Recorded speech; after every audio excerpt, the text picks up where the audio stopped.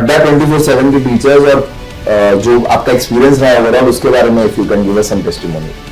मतलब मैंने YouTube classes से पहले स्टार्ट किया था, पेड बैच लेने से पहले। तो मैथ्स में जनरली बच्चा डिफिकल्टी फेस करता है, ऐसा आपके साथ है क्या? आपको इस एग्जाम की मैथ्स के लिए दिक्कत आ रही है क्या? फिर आगे आप बढ़ोगे तो जनरेशन ऑफ कंप्यूटर, फिर इनपुट डिवाइसेस, आउटपुट डिवाइसेस, फिर इंटरनेट, नेटवर्किंग, फिर वायरसेस के बारे में, कंप्यूटर सिक्योरिटी के बारे में, तो जो भी आपका सिलेबस है उसको तो आपको बिल्कुल अच्छी तरीके से कवर करना है। कोई चीज अगर मैं बोल रही हूँ, अगर मैं सीरियसली बोलूंगी ना, तो आपको हो सकता है आप समझ जाओ, दूसरा बच्चा भी समझ जाए, लेकिन बाकी सब ऑफेंड हो जाए। तो वो ताकि ऑफेंसिव ना हो जाए और सबको ये लगे कि हाँ मैम जो समझा रही है वो न्यूट्रल है। Good evening everyone. Good evening. Good evening, please take a seat. तो सर कैसे हो? बढ़िया सर। सो आप अपने बारे में थोड़ा सा बताओ, इंट्रोडक्शन दो, और आपको यहाँ पे आके कैसा लग रहा है? My self Tushar, I am from Delhi. Currently, I am pursuing my graduation from Ramjas College, Political Science Honours. I am in final year, and I am preparing for the CUT PG LLB for the upcoming year exam. Currently, I am also doing a part-time job as a coaching tutor. Wonderful, perfect. Family business.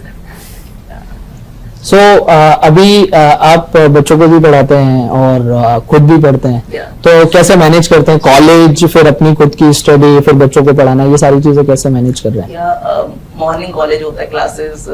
Sometimes we get classes cancelled and due, and sometimes we have election time. Recently, Okay. we have election time. So, Okay. at that time, free time, I do my studies. Some classes, online classes we have. So, in the evening, I go in my coaching center to teach students. सो एक छोटा सा question वही है कि sir मारूफ sir कि इन्होंने law as a career क्यों choose किया? तो आपका तो आई थिंक जब आपने अभी बोला कि फैमिली बिजनेस है, फैमिली इन्वॉल्वमेंट है, and you are doing, I think you are doing pretty well as a teacher. Yeah. So would you transition in as a teacher, then why law? I mean law क्यों चुन रहे हैं आप, क्या reason है law चुनने? कोई है फैमिली में law? Choosing law, I have family background also. Right, My maternal uncle is a lawyer. Oh great. And recently, in the past, we have some very crucial time. So to avoid that crucial time in future, I want to learn about law. I want to study the law, the perspective the law teaches us, the constitution. And as I am a student of political science, so law is the basic thing that gives me an appreciation to do that. It's like a natural extension. right. Yeah. Very good. I'd like to ask one more question here. So आपने बोला कि आप student हो, part time teacher हो. Yeah, full So time part. yeah, so you have been on both sides of the table. So now, if you can briefly tell us for our audience that what is the experience like on both the sides of the table? कि आप student भी रह चुके हो, तो आप student का perspective भी जानते हो, और एट द सेम टाइम हम लोग भी रह चुके हैं, but there has been a lot of transition. पिछले काफी सालों में बहुत बदलाव आ गया है. तो आप फ्रेशली सुबह स्टूडेंट हो, शाम को टीचर हो, तो क्या फर्क है, वो कैसे आप स्विच करते हो, और क्या डिफरेंस महसूस करते हो दोनों में? So basically, it is very difficult to switch between student and teacher. Right. Speaking in the evening, I teach students. So maintaining discipline is the very important thing that teacher must know. Basically means about the curriculum. मतलब सुबह studies करना, शाम पे teaching करना, that means very hectic job हो जाता है. तो थोड़ा सा मतलब ना, मतलब एक kind of as a teacher side पे हम देखते हैं कि हम मतलब स्टूडेंट साइड से देखते हैं, टीचर पढ़ाता है कि उनको बहुत एक अच्छा, मतलब हम जैसे सोचते हैं ना कि कोचिंग वाले टीचर होते हैं वो बहुत अच्छा मतलब पैसे कमाते हैं वगैरह वगैरह. तो एक काइंड ऑफ लगता है ना कि जैसे अगर मैं अभी स्टूडेंट हूँ और आप लोग टीचर, तो मैं जैसे देखते हैं कि टीचर बहुत मतलब एक अच्छा जॉब है, बट एक नोबल जॉब है, और एक बहुत ही एक रिस्पॉन्सिबिलिटी आती है टीचर. राइट. ये कैसे आपको देखो स्टूडेंट्स को पढ़ाना है, उनके रिजल्ट मेंटेन करना है, उनका आपको पूरा करिकुलम डिजाइन करना है, वगैरह वगैरह सब करना है. तो एक मतलब एक प्रेशर आता है, एक बहुत रिस्पॉन्सिबिलिटीज आती है उसके साथ.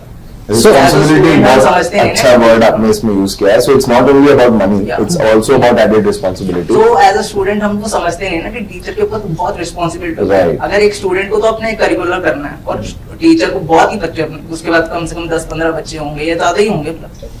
बिल्कुल. This is the best part I ever heard. हाँ राइट। तो अब टीचिंग के बारे में आपने बात की, एज अ टीचर भी आप जानते हो, तो अड्डा 24/7 की टीचर्स और जो आपका एक्सपीरियंस रहा है ओवरऑल, उसके बारे में if you can give us some testimonial. So मतलब अड्डा से मतलब मैंने YouTube क्लासेस से पहले स्टार्ट किया था, पेड बैच लेने से पहले। तो YouTube पे मैंने आप सबकी क्लासेस ही देखी थी, आपकी LR की क्लास देखी थी, आपकी CA की क्लास देखी थी। तो वैसे ही मतलब एक ना मेरे को हुआ कि जैसे कि यार मतलब अड्डा 24/7 की जो फैकल्टी है वो मतलब एक करिकुलर, आपका जो करिकुलम है पूरा, मतलब जैसे सिलेबस कराने का जो था IT पे देखा मैंने पूरा, तो उससे मेरे को ना एक वो हुआ कि पेड क्लासेस में, फिर मैंने पेड क्लासेस में स्विच किया जब, तो उस पे मेरे को और करिकुलम में और सिलेबस जो था वो सारा मतलब क्लासेस मिली, रिकॉर्डिंग क्लासेस मिली, तो मैंने लॉ वहाँ पैक लिया हुआ है। तो उसमें मेरे को जैसे प्रीवियस बैचेस हैं जो स्टार्टिंग के, उसका भी एक्सेस है और जो आगे आएंगे उनका भी एक्सेस है।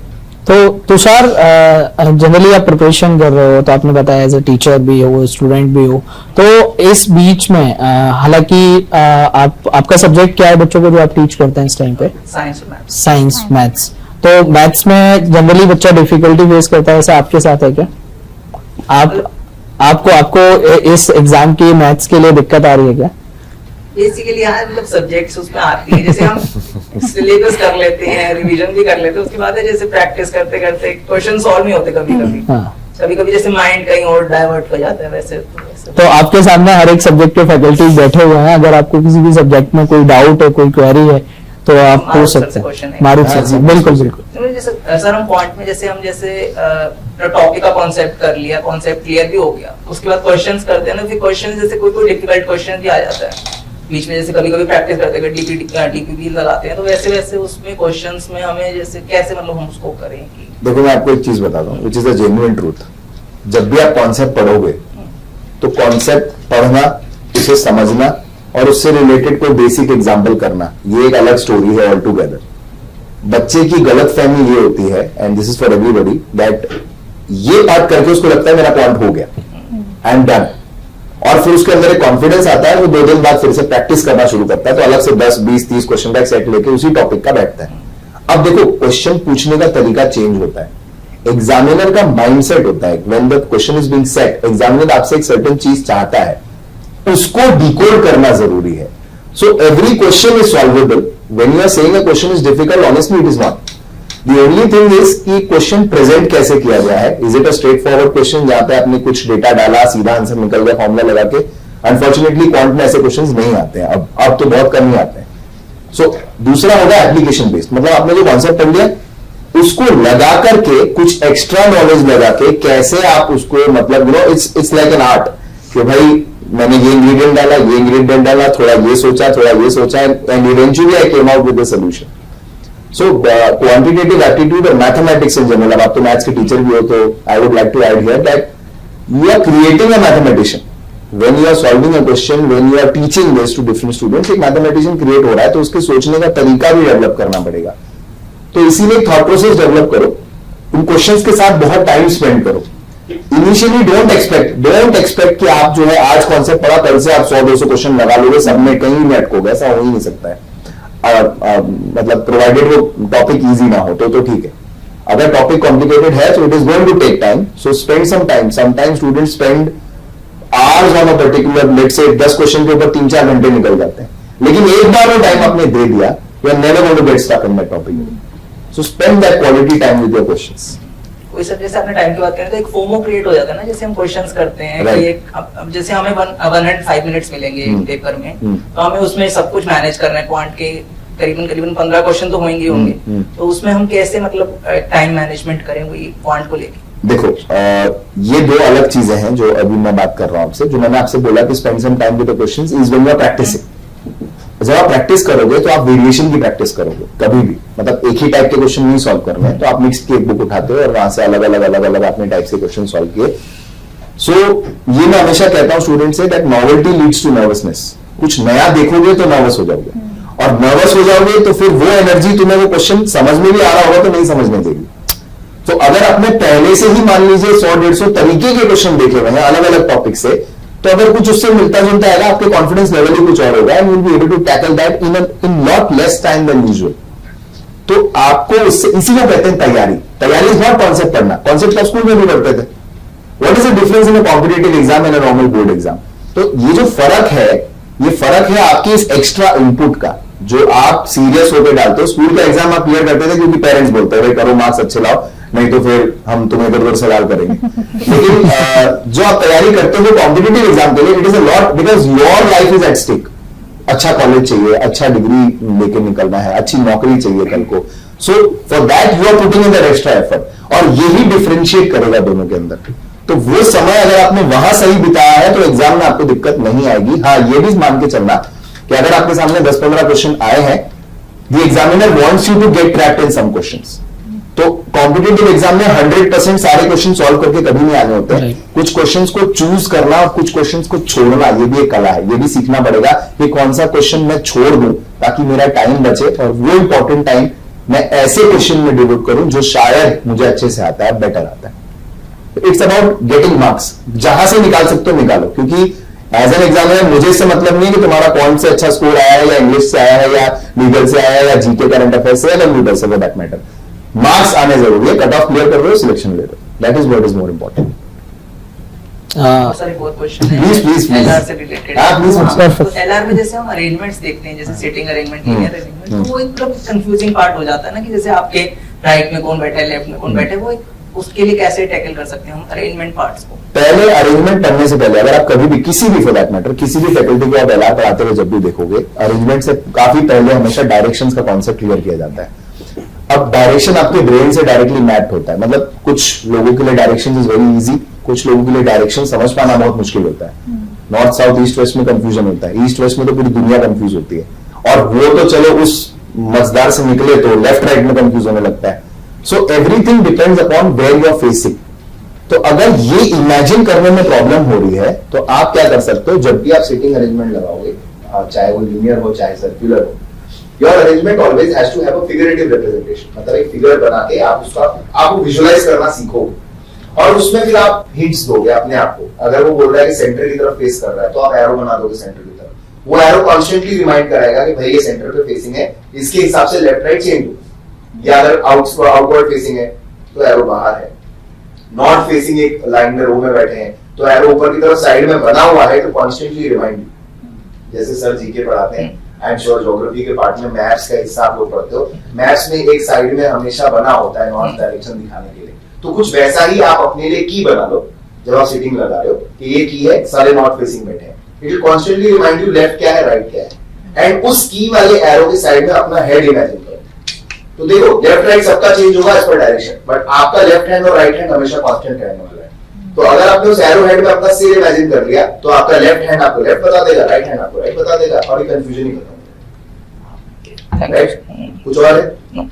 सर आपसे कंप्यूटर से रिलेटेड है कि जैसे लास्ट ईयर मतलब क्वेश्चन ज्यादा आए थे, हमने जैसे सीनियर्स ने भी बताया हमें, उससे पहले नहीं आया था। तो मतलब हम कंप्यूटर के लिए बेसिक्स पे ही रहे कि एडवांस पे भी, मतलब कंप्यूटर एक क्वेश्चंस थोड़े बहुत एडवांस भी आए थे लास्ट ईयर कुछ मेरे सीनियर से मैंने बात करी थी जब, तो उन्होंने बताया था। देखिए कंप्यूटर्स क्या है, बहुत इंपॉर्टेंट पार्ट रखता है आपके लॉ फील्ड में, क्योंकि आज के टाइम पे जितना भी आप हाई कोर्ट देख लीजिए, सुप्रीम कोर्ट देख लीजिए, वहां पे वर्किंग आपकी कंप्यूटर्स पे होती है। ठीक है, जो जजेस होते हैं, इवन आपने देखा भी होगा हाई कोर्ट और सुप्रीम कोर्ट के जजेस लैपटॉप भी लेके आए हैं। तो इसलिए यहाँ पे बहुत फोकस किया जाता है कि कंप्यूटर अच्छी तरीके से लॉयर्स को आए, क्योंकि आगे फ्यूचर में वो भी तैयारी करेंगे, फिर आपके जज बनेंगे। अब क्या है कि आपका एक फिक्स लॉ का एक क्या सिलेबस है, तो सिलेबस पे आपको फिक्स रहना है, पहले आपको उसमें एक्सपर्ट हो जाना है। यदि फंडामेंटल ऑफ कंप्यूटर बोला गया है तो आपको ये पता होना चाहिए कि कंप्यूटर क्या है, सीपीयू क्या है, इनपुट डिवाइसेस क्या है। फिर आगे आप बढ़ोगे तो जनरेशन ऑफ कंप्यूटर, फिर इनपुट डिवाइसेस, आउटपुट डिवाइसेस, फिर इंटरनेट, नेटवर्किंग, फिर वायरसेस के बारे में, कंप्यूटर सिक्योरिटी के बारे में। तो जो भी आपका सिलेबस है उसको तो आपको बिल्कुल अच्छी तरीके से कवर कर लेना। अब क्या होता है कि तैयारी करने का सबसे बेस्ट पार्ट होता है कि आपका यदि लॉ का जो सिलेबस है उससे आपको एक लेवल अपने को ऊपर, एक लेवल या 2 लेवल आपको ऊपर क्वेश्चन की तैयारी करनी है। क्यों? क्योंकि आप जब तैयारी 300% करते हो या 400% करते हो तो अब एग्जाम में आप 100% अपना कर पाते हो। ठीक है, तो अभी जैसे सर मैं सभी स्टूडेंट को ये बोलता हूँ कि यदि आप लॉ की तैयारी कर रहे हो ना, तो आप ये सब बोलो कि आपको एलएलएम की तैयारी करनी है, तब आप लॉ के क्वेश्चंस कर पाओगे, क्योंकि ऑल ओवर इंडिया के स्टूडेंट बैठ रहे हैं। तो अभी आपको जैसे जो सिलेबस है उसको पहले कंप्लीट करना है। उसके बाद देखिए हर एक टॉपिक में इंटरनली कंप्यूटर एक ऐसा फील्ड है, जितना आप डेप्थ में जाओगे उतनी नॉलेज आपको मिलती जाएगी, इसका कोई एंड नहीं है। कंप्यूटर आपका एक सी की तरीके से, तो आपको क्या करना है, पहले अपना सिलेबस कवर करना है, उसके बाद जो उसके एडवांस क्वेश्चंस है उसको आपको यहाँ पे देखना है। जैसे मैं अभी बात करूं, जैसे सुपर कंप्यूटर है, हर 2-3 साल में एक नया सुपर कंप्यूटर आ जाता है, तो वो थोड़े से आपके नए क्वेश्चंस बन जाते हैं। इसी तरीके से यदि हम बात करें माइक्रोसॉफ्ट ऑफिस आपका सिलेबस है, तो उसमें क्या है कि वर्जन आपके चेंज होते रहते हैं। जब हम लोग पढ़ते थे तो उस समय 2010 और 2013 था, लेकिन आज के टाइम पे माइक्रोसॉफ्ट ऑफिस का 2021 का वर्जन चल रहा है। तो अभी आपको क्या करना है कि जो लेटेस्ट टेक्नोलॉजी आ रही है, जो आपके सिलेबस रिलेटेड है, उसको आपको वहां पे कवर करना है। और हमेशा तैयारी आप करो तो थोड़े से लेवल आपको एक्स्ट्रा, जैसे अभी आप लॉ की कर रहे हो तो पीओ के भी क्वेश्चन लगाओ, बैंक के पीओ, क्योंकि उनके जो लेवल होते हैं थोड़े से हार्ड होते हैं। या यदि मैं बोलूं तो आप यहाँ पे जो आपका एक पीजीटी का पेपर होता है कंप्यूटर साइंस, उसके भी लेवल के क्वेश्चंस लगा लोगे तो वो बेस्ट पार्ट रहेगा। ठीक है, तो आपको हर एक टॉपिक के पहले बेसिक करने के बाद फिर उसके एडवांस क्वेश्चंस को भी सॉल्व करना। अब वो कैसे करोगे, अब जैसे आपने पेड बैच आपने कहा कि हम पढ़ रहे हैं, तो वो आपने सही किया, ये आपका सबसे अच्छा स्टेप था कि आपने पेड बैच में एडमिशन ले लिया। क्योंकि मैं क्या करता हूँ कि मैं चैप्टर्स पढ़ाने के बाद फिर बच्चों को क्वेश्चंस भी प्रोवाइड करता हूँ, और सबसे एंड में कम से कम 300 से 500 क्वेश्चंस की प्रैक्टिस कराता हूँ, तो वो हर टाइप के क्वेश्चंस में कवर हो जाते हैं। ठीक है, तो ये आपकी स्ट्रैटेजी होनी चाहिए आपके कंप्यूटर्स को टैकल करने के लिए। सर इसी से एक रिलेटेड ये है कि हम जैसे मॉक्स की बात करते हैं, सेक्शनल मॉक्स जो हम लगाते हैं जी, वो हम मतलब किस उस पे लगाने चाहिए लेवल। अब जैसे मेरा 60% सिलेबस अभी मतलब अच्छे से कंप्लीट हो गया होगा, जी जी, तो क्या मेरे को सेक्शनल मॉक्स लगाने चाहिए अभी या थोड़ा और वेट करना चाहिए? नहीं, आप कर सकते हो। देखो, इससे क्या होगा, आपका कॉन्फिडेंस लेवल बढ़ेगा और आपको भी एक थॉट प्रोसेस आपका इंक्रीज होगा कि ठीक है, आपने वो टॉपिक नहीं पढ़ा, अभी 60% आपने कवर किया, 40% आपका बचा है। आप मॉक लगाओगे तो कुछ नए क्वेश्चंस भी देखोगे, तो जब सर वो टॉपिक पढ़ाएंगे तो आपको याद आएगा कि ये क्वेश्चन तो मैंने देखा था। ठीक है, तो उससे रिलेट कर पाओगे, तो आप मॉक शुरू कर सकते हो। क्योंकि कुछ ऐसा स्टूडेंट होगा जो 2-3 साल से तैयारी कर रहा है लेकिन उसको बेस्ट कॉलेज नहीं मिल रहा, तो आपको उससे भी फाइट करनी है। तो आपको सारे के सारे काम, सारे हथियार आपको रखने हैं, उसका यूज करना है। मतलब आपका 60% भी यदि सिलेबस कवर है, लेकिन आप प्रैक्टिस और मॉक टेस्ट लगाते जाएं। जितने क्वेश्चंस आपसे हो रहे हैं वो बेस्ट है, उससे क्या होगा, आपका कॉन्फिडेंस लेवल बढ़ेगा, और जो क्वेश्चंस नए आ रहे हैं उससे आपका थॉट प्रोसेस इंक्रीज होगा। क्योंकि जितना ज्यादा हम अपने सब्जेक्ट के बारे में सोचेंगे, जितना ज्यादा क्वेश्चंस को देखेंगे, उतना ज्यादा सीखेंगे, उतना हम एक्सपीरियंस रहेंगे। तो आप, मेरा तो यही होगा कि आप हर एक सब्जेक्ट की मॉक लगाइए। जो क्वेश्चन आप सॉल्व कर पा रहे हो वो बेस्ट है, जो नहीं हो पाएंगे उसको आपको याद रहेगा कि हाँ ये क्वेश्चन मुझसे नहीं हुआ, और जब सर वो टॉपिक्स आपको पढ़ाएंगे तो ऑटोमेटिकली वो रिकॉल हो जाएगा, हाँ ये क्वेश्चन तो मैंने उसमें देखा था, अब सर ने इसका आंसर मुझे बता दिया, अब मुझे वो क्रिस्टल क्लियर समझ आ गया। तो ये अप्रोच आप रखिए। तो ये इसी मॉक से रिलेटेड है कि जैसे हम मॉक्स लगाएंगे, कुछ क्वेश्चंस नए भी आएंगे हमें जो नहीं अब हमने सिलेबस कवर किया होगा वो हम छोड़ देंगे, उसके बाद जैसे एनालाइज करेंगे मॉक को, तो वो कैसे एक अच्छे वे में हम एनालाइज करें मॉक? देखिए, हमेशा बेटर स्कोर आना चाहिए। यदि आज आपने सपोज करिए 1 हफ्ते का प्लान बना लो कि आपने क्वेश्चन को सॉल्व किया, आपको टोटल आते 75 क्वेश्चंस आते हैं, आपने सपोज करिए कि 60% कोर्स होने के कारण आपने अटेम्प्ट कर लिया, मान लीजिए 40 क्वेश्चंस आपने अटेम्प्ट कर लिए। अब 1 हफ्ते के बाद फिर आप यदि मॉक लगा रहे हो तो 40 प्लस होना चाहिए, चाहे वो 42 हो, 45 हो, 50 हो, तो आपका इंप्रूवमेंट हमेशा होना चाहिए, तो आप ग्रो कर रहे हो। यदि आपका ग्रोइंग स्टेज है तो आपको कॉन्फिडेंस अपने आप बढ़ेगा कि सर मैंने अभी लास्ट वीक क्वेश्चन सॉल्व किए थे, सिर्फ 40 क्वेश्चन सॉल्व हुए, लेकिन मैंने अब इस वीक सॉल्व किया तो वो 45 का हो गया। मतलब आप ग्रो किए हो, आपने 1 हफ्ते में बहुत कुछ सीखा।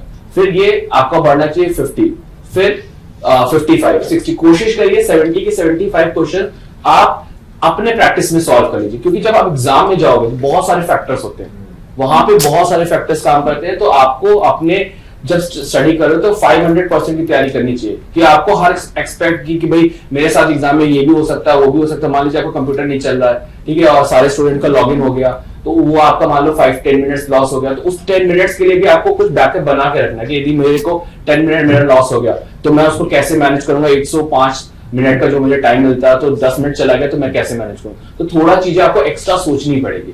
तो आप यदि 500% देते हो तो 100% आपका एग्जाम बहुत अच्छा होगा। और यही चीज हमको सीखनी होती है। यही स्टूडेंट को यदि अच्छी तरीके से गाइड कर दिया जाए कि आपको जो टाइम दिया गया यही आपका गोल्डन टाइम है, इसमें जितनी प्रैक्टिस करना चाहे आप कर लो, उसके बाद एग्जाम में आप बेस्ट परफॉर्म करो। तो मैं उम्मीद करता हूँ कि आपके आंसर का यस सर। तो सर इसके अलावा कोई क्वेश्चन? सर आपसे क्वेश्चन है, जैसे हम मतलब स्टैटिक जीके पढ़ते हैं और करंट अफेयर्स को उससे हम रिलेटेड करके ही हमें पढ़ना चाहिए, तो उसके लिए मतलब हम स्टैटिक जीके में कैसे कैरी फॉरवर्ड करें कि हम आगे मतलब कैसे सिलेबस को कैसे वो कर सकते हैं कवर, देखिए जब भी बेस्ट वे से। हाँ, बेस्ट वे की अगर बात करो तो मैं अगर अपनी क्लासेस की बात करूं, आप 8 क्लासेस में देखते हैं कि जब भी कोई न्यूज़ होती है तो मैं उसको इन डिटेल और उससे रिलेटेड जो भी पॉइंट्स होते हैं वो तो एक्सप्लेन करता ही करता हूँ, साथ ही साथ में हम उसमें स्टैटिक भी ऐड ऑन करते चलते हैं। तो मुझे ऐसा लगता है कि इसमें तो मैं कुछ नहीं बोलूंगा, इसमें तो मैं आपको इतना बोलूंगा कि मेरे जो नोट्स हैं अगर वही कर ले तो more than sufficient for it, simple. Ma'am आपसे एक लीगल से रिलेटेड है कि मतलब लीगल में जैसे हम सुनते हैं ना कि क्वेश्चंस नहीं आ रहे हैं, सीनियर से भी हमने सुना कि क्वेश्चंस नहीं आए, ये लास्ट ईयर ही ऐड हुआ है, तो इसको हम मतलब एक लाइटली लोग ले लेते हैं, तो हम कैसे वो करें कि लीगल को हम लाइटली ना लें?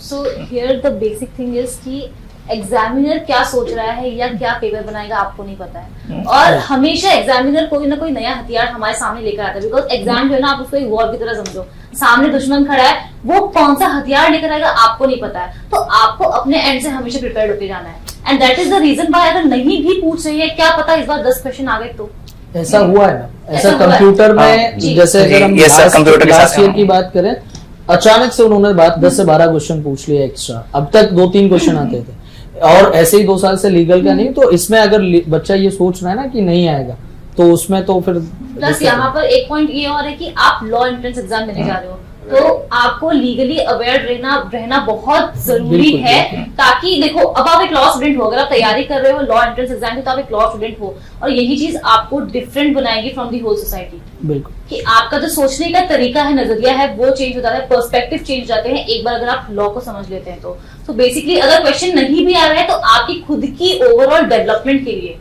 लॉ पढ़ना जरूरी है। ओके मैम आपसे इंग्लिश से रिलेटेड है कि इंग्लिश में जैसे हम देखते हैं वास्ट सिलेबस है, पैसेजेस भी हमें आते हैं, पैसेजेस करना होता है उससे, और जैसे ग्रामर होता है जो टेंसेस से रिलेटेड कोई प्रॉब्लम होता है, तो उसके लिए हम जैसे रूल्स होते हैं कुछ ग्रामर के, तो वो रूल्स कैसे हम उसको करें?